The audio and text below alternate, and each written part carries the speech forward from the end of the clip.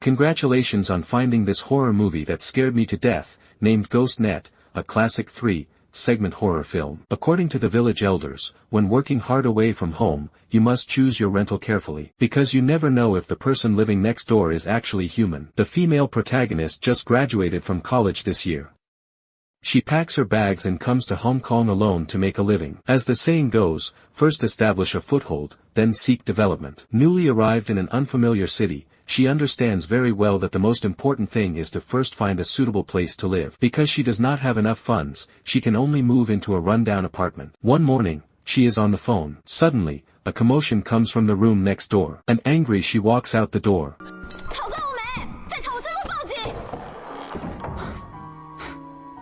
Unexpectedly, her single sentence makes the other party stop. Next, to ensure friendly relations with her neighbors in the future, she fully displays her agreeable personality.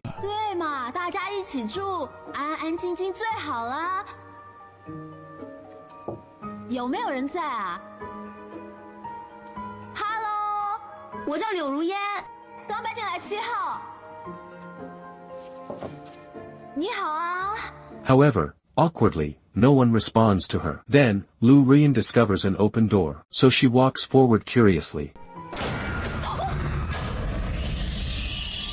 She asked the one-eyed man if he lived in a year with his girlfriend. The one-eyed man who suddenly appears startles Lu Ruiyan. This man lives in the room next door, number 5. He does not look like a good person at first glance. Moreover, his neck is full of Buddha statues. He carries a large bag of fruit. Soon, it is the next morning. Noisy sounds come from next door again. There is a clanging and banging mess, as if something is being smashed. At this point, Lu Ruiyan can no longer bear it. She directly picks up an electric drill and starts drilling towards the next door. She thinks, let's see who can make more noise, who can be louder. But as she drills, she accidentally drills through the wall. At the same time, a woman's scream comes from next door again. Lu Ruiyan's heart skips a beat, thinking she drilled into the woman's head. So Lu Ruiyan walks out the door. She sees a woman lying on the ground. Her hand is a little injured. Later, after asking, she learns the woman's name is Hoha. She lives right next door. The one-eyed man is her boyfriend. The reason Lu Ruiyan always hears noise is because the one-eyed man often abuses Hoha. Just by looking at the wounds on Hohat's arm, she knows. The kind-hearted Lu Ruiyan wants to help her call the police. However,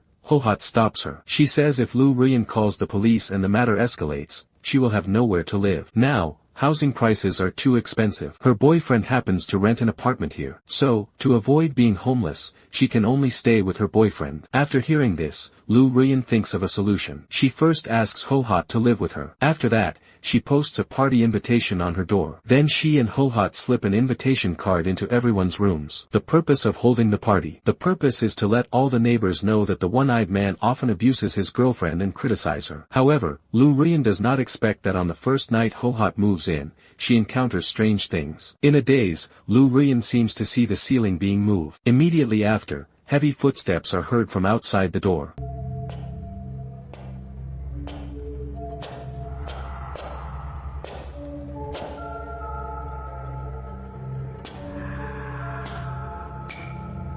Judging by the figures, it appears to be 2 people. What are they doing up so late at night instead of sleeping? Immediately after, the doorknob shakes violently.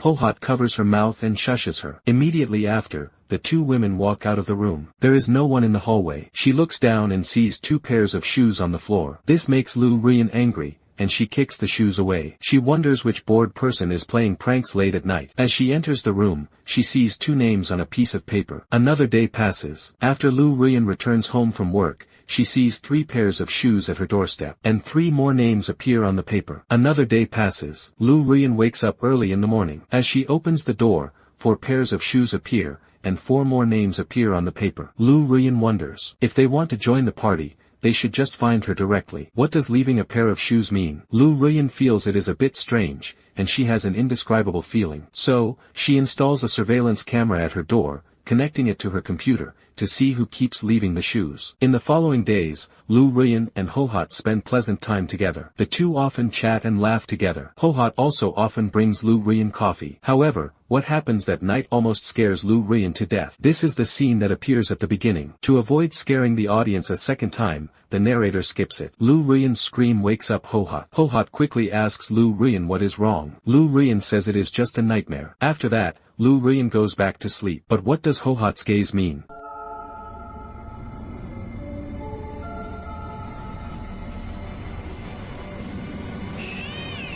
Another day passes. Lu Ruiyan returns home from work again. As expected, another pair of shoes appears at the door. Another name appears on the paper. After returning to the room, Lu Ruiyan quickly opens her computer to check the surveillance footage. What she sees is quite eerie. The pair of shoes appears out of thin air. No one places them there. 1 second earlier, there is nothing on the ground. The next second, a pair of shoes appears. At the same time, upstairs, for some unknown reason, noise emerges again. Then, a pile of rotten fruit falls down. Lu Ruiyan throws the bedsheet and fruit into the trash can. But when she returns, strange things happen again. The originally short hallway of the rental apartment inexplicably becomes endless. The further she walks, the more eerie it becomes. Lu Ruiyan looks terrified and decides to turn back. But what she does not expect is this. She encounters a ghost wall again. No matter how she walks, she always returns to the starting point. She keeps walking back and forth, but the terrible thing is that all the shoes that appeared before are now at her doorstep.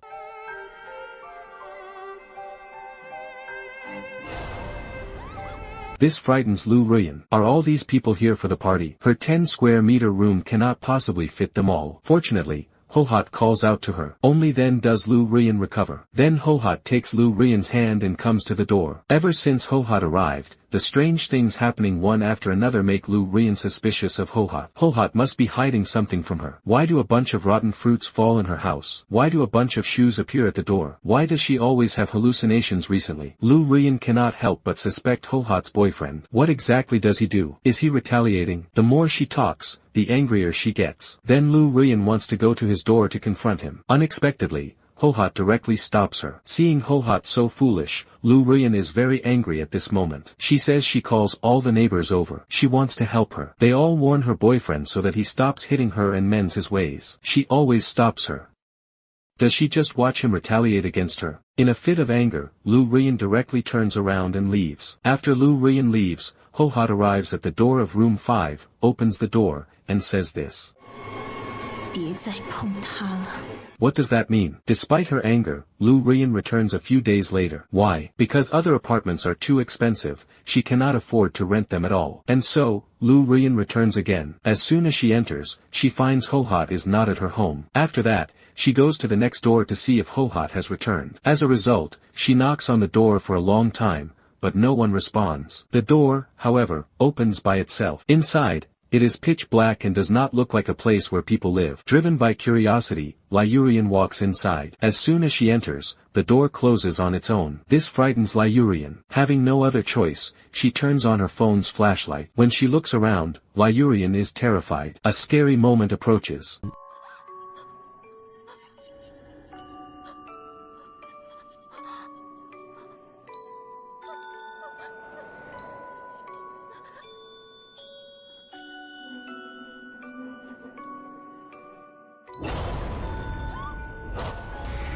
His apartment is not for living, instead, it is a special room specifically for storing the ashes of the deceased. What is even more terrifying is this. The names that previously appeared on Lu Ruiyan's party invitation paper exactly correspond to each name on the urns. Oh my god. Could Hohat also be one of them? Immediately after, Hohat's shouts are heard from outside. Lu Ruiyan's face is filled with terror. Hohat directly throws her ID card over. After seeing it, Lu Ruiyan feels relieved and walks out of the room. Hohat apologizes to her and explains the whole story. She says that she lied. The one-eyed man is not her boyfriend, but rather the administrator of the urn storage facility. His neck is covered in Buddha statues. It is to suppress the many spirits in this room and prevent them from causing trouble. Previously, the noise Lu Ruiyan hears from the next room is not domestic violence or neighborhood disputes, but rather the activity of many spirits in the room, producing strange supernatural sounds. This includes Lu Ruiyan's previous constant hallucinations, which are also because of this. The narrator wonders why the ashes are placed in this apartment. There is nothing they can do as local cemetery plot rental fees are expensive. Many people with ordinary financial conditions cannot afford the related costs, so they turn to renting rooms here to place the ashes of their loved ones. This helps them save on expenses. As for Hohat's situation, she is like Lu Ruiyan. she also comes to Hong Kong to start a business. She also encounters a series of strange things. After that, she does not want to stay. But she has no money. She sleeps at McDonald's for a few days. It is very hard. She thinks she should go back to the apartment. She would rather encounter spirits than sleep on the street. But who would have thought that when she returns, Lu Ruyan is already living there? I asks if it is a coincidence. Lu Ruyan suddenly remembers something. It is time for the party, and she wonders what to do. Immediately after, many heavy, clanging footsteps come from upstairs. When the two women walk out and look, they see the corridor is filled with shoes. Immediately after, the lights go out one by one. At this moment, Lu Ruyan quickly grabs Hohat's hand and tries to leave. But then Hohat reminds her that if they leave like this, they will be homeless. After hearing this, Lu Ruyan, in a fit of anger, picks up her keys and starts to challenge the ghosts. 每个月辛辛苦苦交房租的人是我，是我。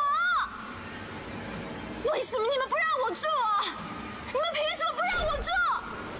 我就是不走，能把我怎么样？